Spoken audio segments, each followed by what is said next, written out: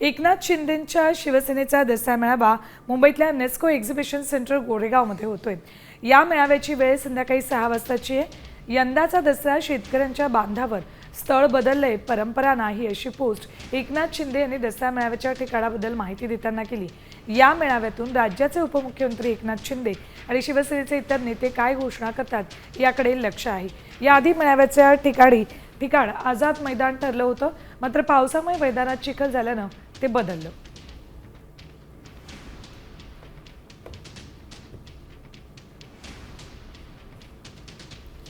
तर एकनाथ शिंदेंच्या शिवसेनेचा दसरा मेळावा गोरेगावमधल्या नेस्को एक्झिबिशन सेंटरमध्ये होतो। इथे पावसाचा विचार करता मोठा तंबू उभारण्यात आलेला आहे, जे शिवसैनिक इथे येतील दसरा मेळाव्यासाठी त्यांना पावसाचा त्रास होऊ नये याची पुरेपूर काळजी इथे घेतली। याआधी आझाद मैदानात दसरा मेळावा होणार होता, मात्र पावसामुळे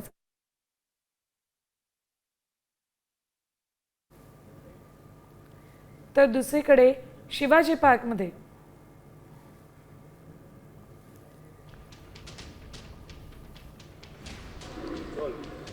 शिवसेनेचा दसरा मेळावा पार पडतोय। मात्र या शिवसेनेच्या दसरा मेळाव्यावर यावेळेस आगामी स्थानिक स्वराज्य संस्थेच्या निवडणुका लक्षात घेताच त्याच पद्धतीचे रणशिंग देखील फुंकलं जाणार असल्याचं चित्र सध्या पाहायला मिळतंय।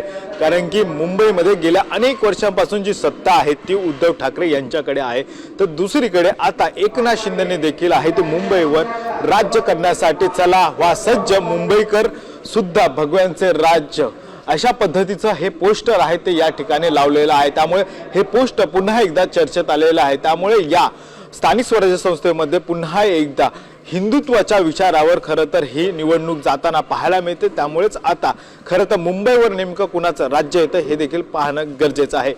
व्हिडिओ जर्नलिस्ट राकेशसह गणेश कवडे, सामटे मराठी, मुंबई।